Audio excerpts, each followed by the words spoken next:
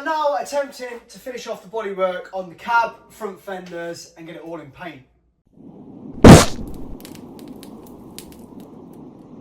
Follow on from the previous video, I did a bit of the chassis work while I was waiting for my sheet steel to turn up. Now basically the delivery was all supposed to come at once, had no end of problems, it took like 2.5 weeks to sort out. In that time I went on holiday, come back, whatever, I still wasn't sorted. So it is what it is. So this has been on the back burner annoyingly. I've wanted this to be painted and outside for now.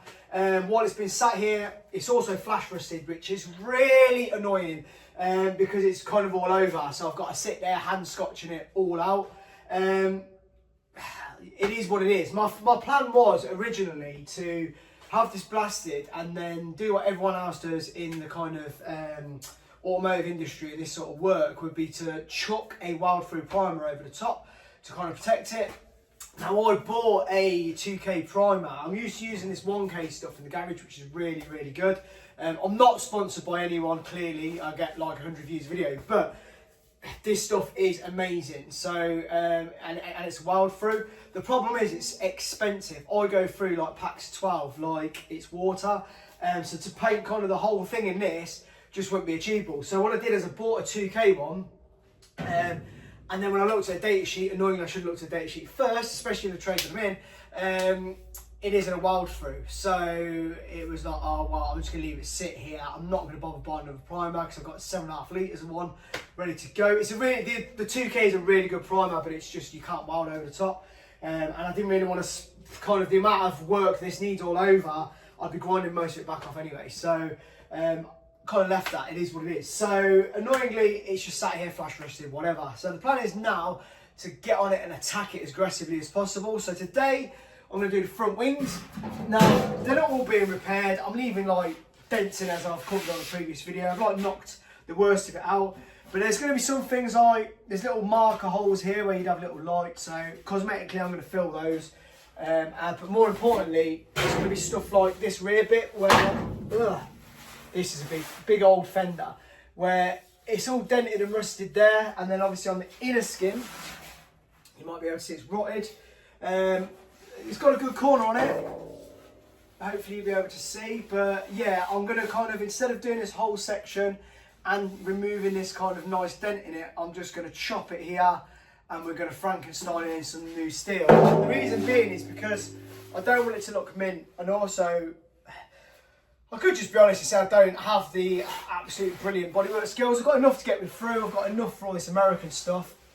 And I've got enough to mean everything I do has minimal filler, but at the same time, we're not going for a show finish, so what's the point? When the rest of it's all tatty, I may as well do a good enough kind of finish. So, with that being said, it's not an excuse for bodging. We don't bodge on this channel at all. We need to make sure all the rot's cut out, it's all welded as best we can, it's all primed, both sides. And like I say, if it needs filler, which hopefully it doesn't with most of our repairs, it's going to be extremely minimal. There's nothing worse than seeing people clag on filler and say, oh yeah, we'll put loads on to sand it off. It's just bodgery, literally bodgery. There's no need. So, waffle stop, time lapse on, let's go.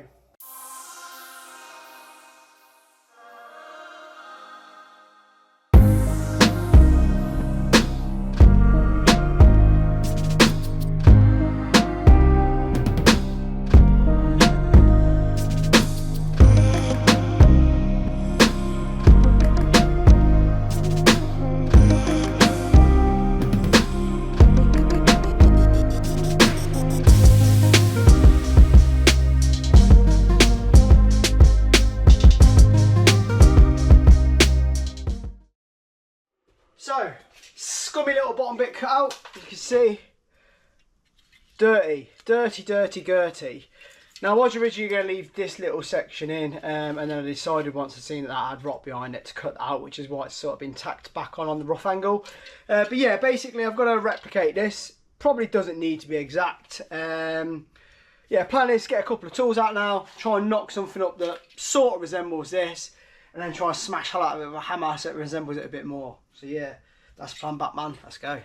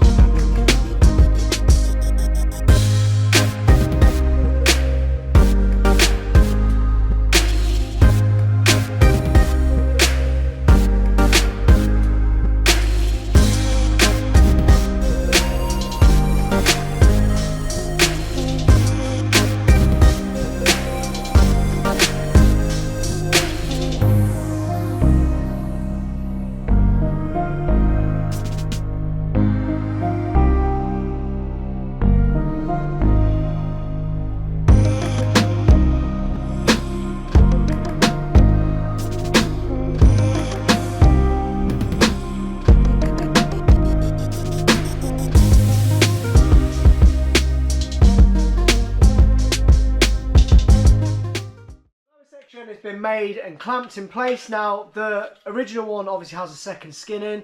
Now the reason being is I believe that's because the front step kind of clamps to this, and obviously this would take a lot of weight if someone's standing, so I think it's to stop it from stress cracking or just ripping the bolts through. However, on mine I'm going to be designing slightly different side steps. Instead of doing the small COE ones, because I'm running a Chevy rear, what do you call it, rear fenders and rear bed. Yeah, better is the word. I'm going to make up some custom 4 running boards, and they're going to be supported by the chassis itself.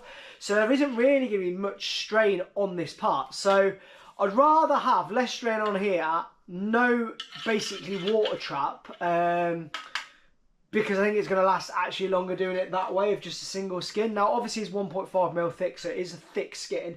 And also obviously any rubbish, dirt, whatever, is just going to wash straight off, rather than kind of build up over time and rot through. Now that's obviously rotted through 3mm basically, because it's obviously rotted through both sides. So yeah, that is that. The other thing which I wasn't going to do was this dent here. I thought I'll leave the dent in, but I've backtracked quite quickly. Reason being is because it's quite dented on the side here, and it's going to be easier for me to make up a nice little section like this, which is going to be welded in here. So we're going to chop this out, we're going to put this in, get this welded, get this finished, and then we'll weld the whole section in. So I am removing a dent annoyingly, but also it's pretty rusty behind there and I can't clean it very well because of the dent. So killing 2 birds with 1 stone. Let's chop, chop, chop, weld, weld, weld.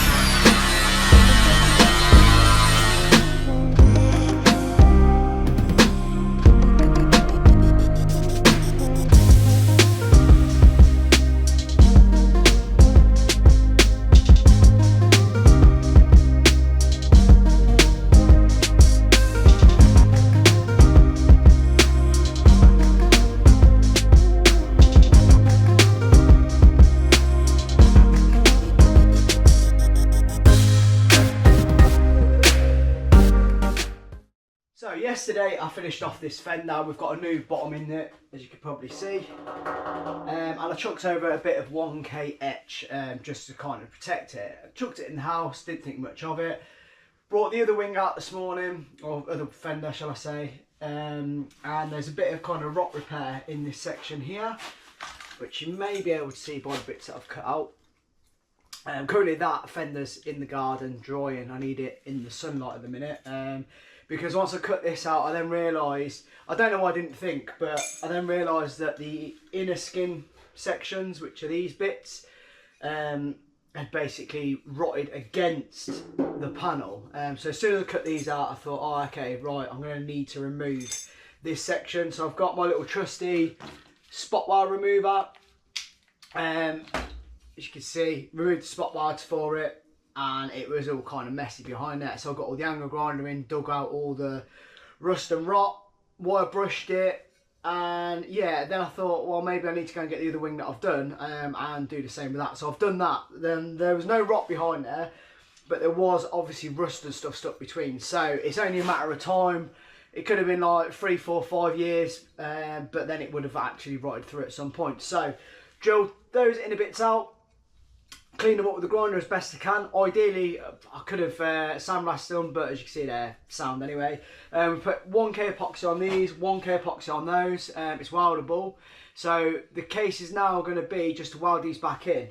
So obviously now I know and I'm confident that it is completely clean behind there, and both sides with the epoxy primer on are going to be protected from one or the other. Once these are welded in, that will then be this fender done, and then I've got to bring in the other fender and do the bottom half, which is this bit here. I won't record that because it's the same process as what I've done with this one, but that will be the front fenders done.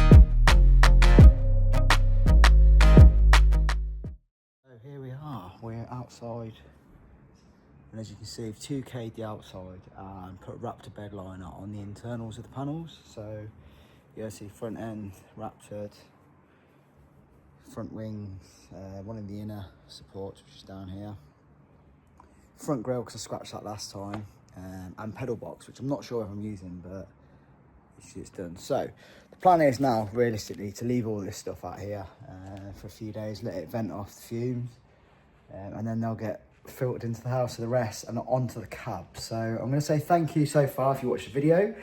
Next video is 100% going to be body work on the cab now, because I need to get that done. Need to get the obviously the surface rust off and whatnot. But yeah, it is what it is. So thanks so much for watching so far. If you have, if you do the like, comment, subscribe thing, please do. It means the world to me. It does actually. It's quite nice. But yeah, anyway, stop waffling. Peace out.